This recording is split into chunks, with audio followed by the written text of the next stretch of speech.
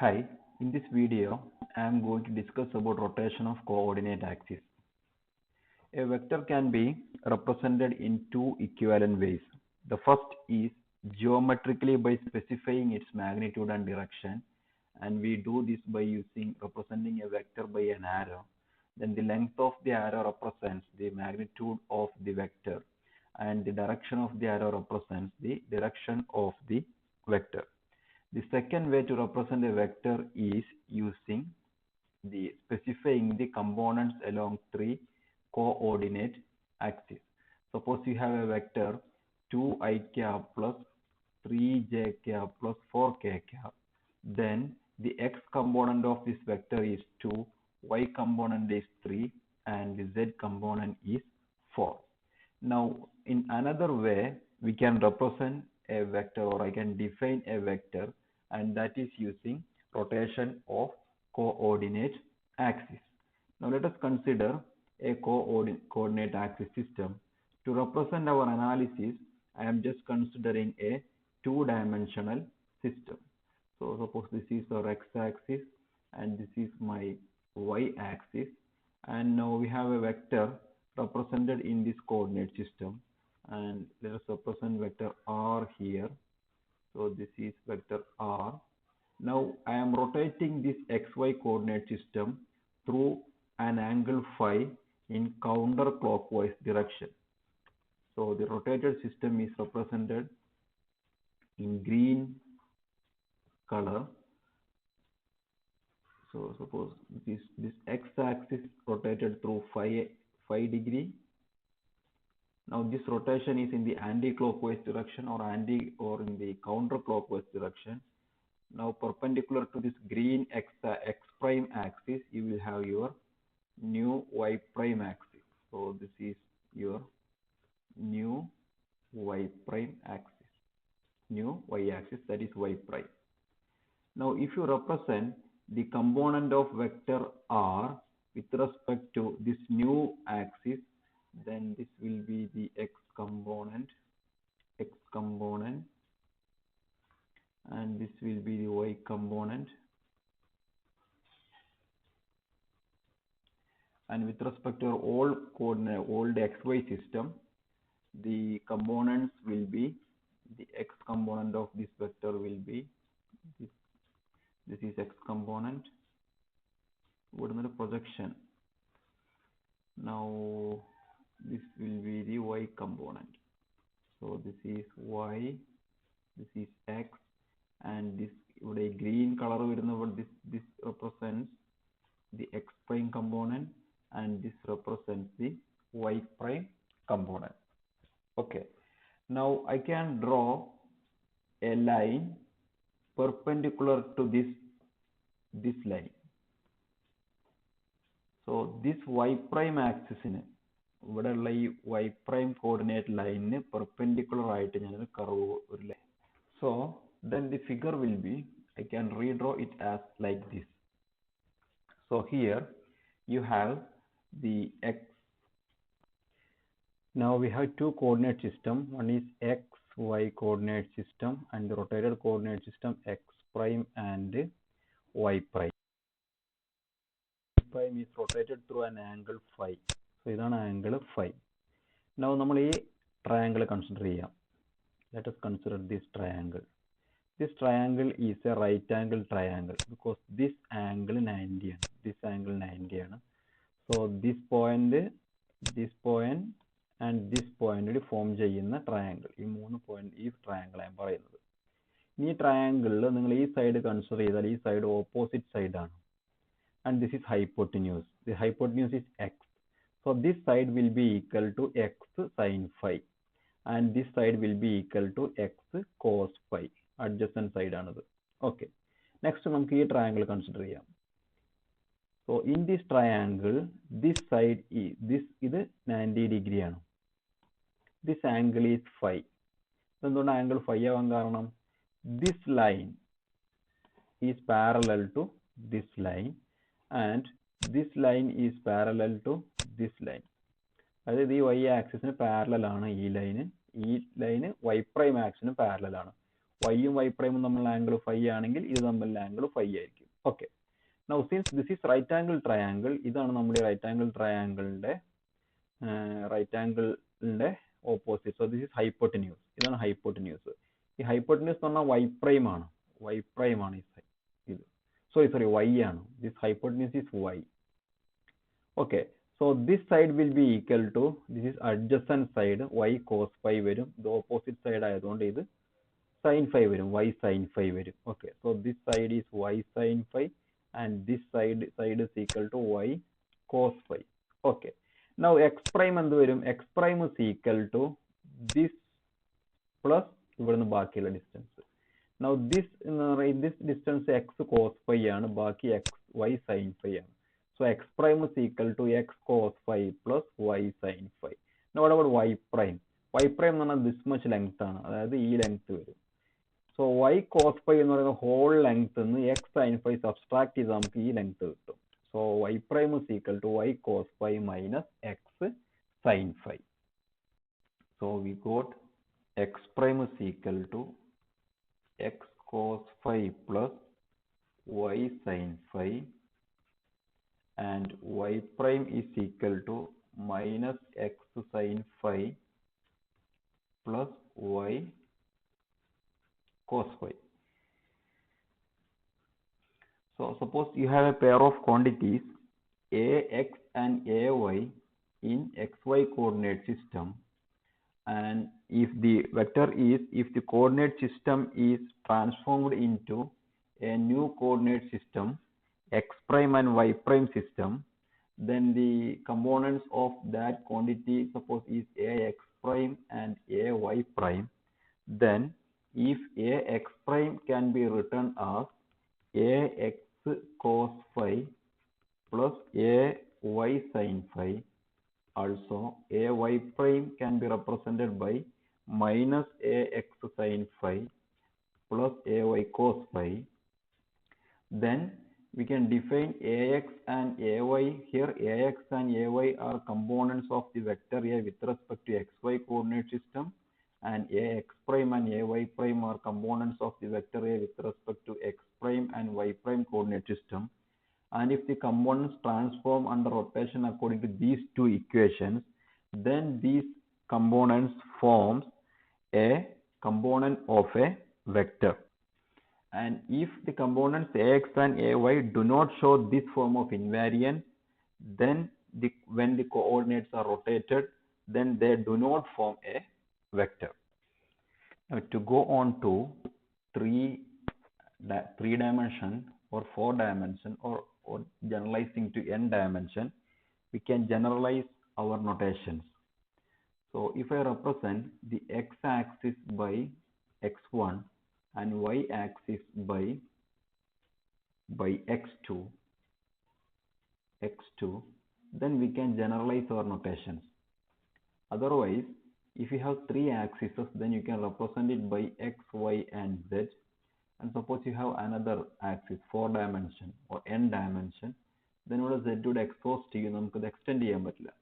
But if I am using a notation x1 x2, then I can represent this for n dimension as x1 x2 etc. up to xn. Okay, so we are generalizing x2, so representing x by x1 and y by x2.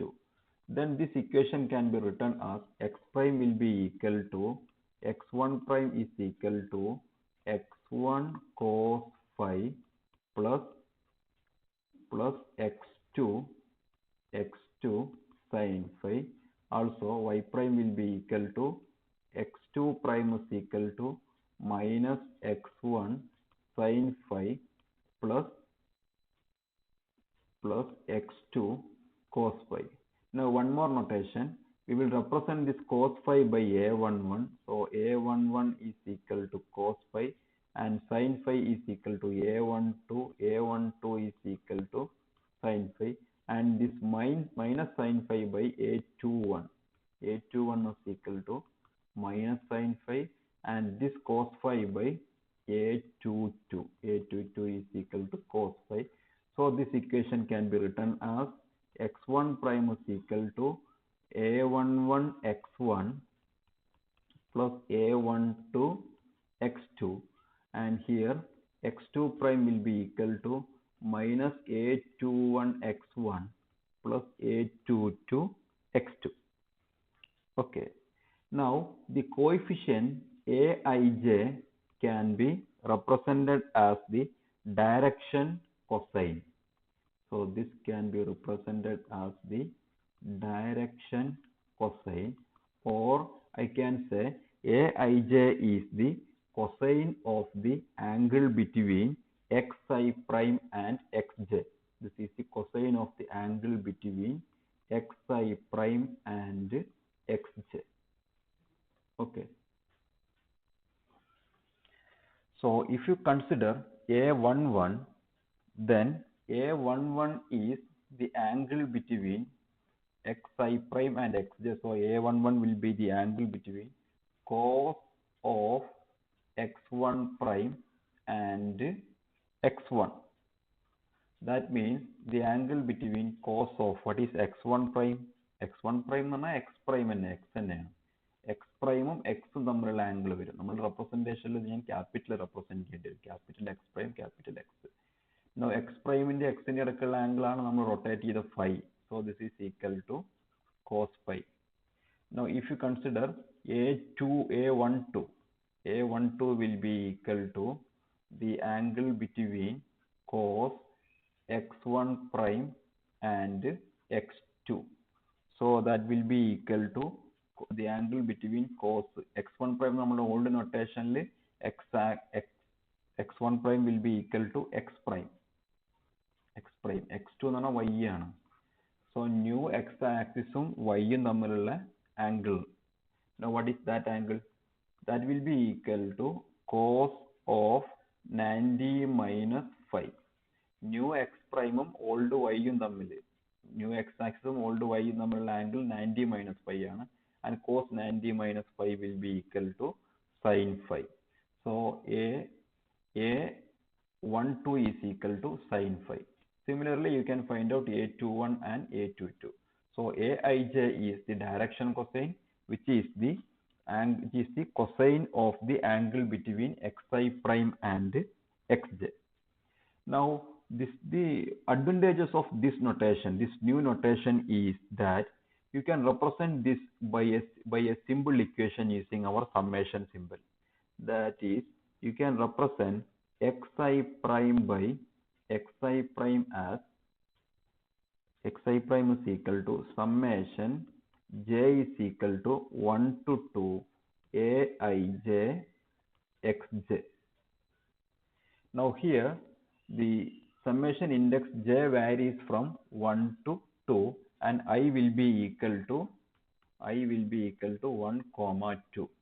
If the value of I is equal to 1, your equation will be equal to x1 prime is equal to summation j is equal to 1 to 2 a1j xj, and then you have to expand this term. So when j is equal to 1, you will have a11 x1, and when j is equal to 2, you will have a12 x2, and when I is equal to 2, your equation will take a form x2 prime is equal to summation j is equal to 1 to 2 a2j xj, and that will be equal to a21 x1 plus a22 x2.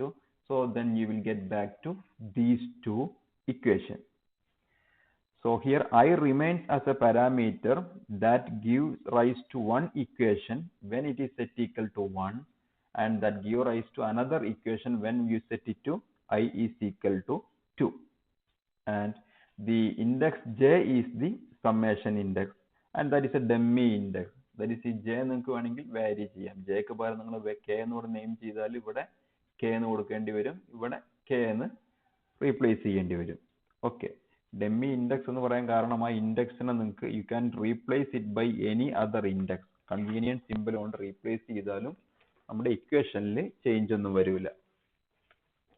Now this notation നമ്മൾ represent ചെയ്തുകൊണ്ട് this equation, this equation we can generalize it into n dimensional space. Suppose we have a set of n quantities. Vj, and they are said to be components of an n-dimensional vector if and only if their values relative to the rotational coordinate system are given by vi prime is equal to summation j is equal to 1 to n aij vj. Here I is equal to 1 to n. So let me repeat the statement. If a set of n quantity Vj are said to be components of n-dimensional vector if and only if their values relative to the rotated coordinate axis will be given by Vi prime is equal to summation j is equal to 1 to n aij vj, and I varies from 1 to n, and as before, what is aij? Aij is the direction cosine. And when we represent this equation, generally we do not represent this summation, the index, the upper index n j is equal to 1 to n എന്നുള്ളത് നമ്മൾ കാണിക്കാറില്ല. Let us find out dou x1 prime by dou x1. Now if I differentiate this equation with respect partially with respect to x1, then നമുക്ക് ഈ ടേമിനെ differentiate ചെയ്യണം, ഈ ടേമിനെ differentiate ചെയ്യണം. Now with respect to this term, if you find out dou x1 prime by dou x1, so dou x1 by dou x2 ഈ term vanish ചെയ്യും, then this will be equal to a11. How? Because നമ്മൾ ഇവിടെ dou x1 prime by dou x1 add ചെയ്യണം. a11 ഒരു constant ആണ്. Here you have dou x1 dou x1, here also dou x2 by dou x1, then dou x2 by dou x1 vanish ചെയ്യും, remaining dou x1 by dou x1 1 വരും, so you will have a11. Now if you find out dou x2 prime by dou x2, then if you differentiate here, then you have to differentiate this term and also this term, first term vanish ചെയ്യും, so you will have a22.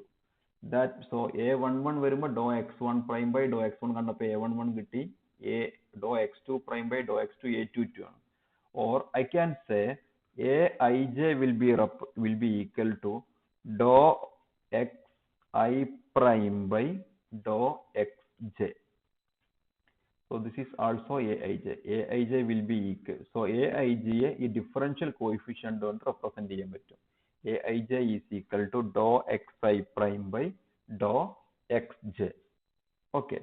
Now if I am rotating count in the clockwise direction or inverse rotation, that means if I rotate the angle by -5, phi നെ -5 കൊണ്ട് replace ചെയ്യണമെന്നുണ്ടെങ്കിൽ our equation will be xj is equal to summation I is equal to 1 to 2 aij xj prime, where the aij will be now dou xj by dou xi prime is equal to aij, and this is the case of inverse rotation.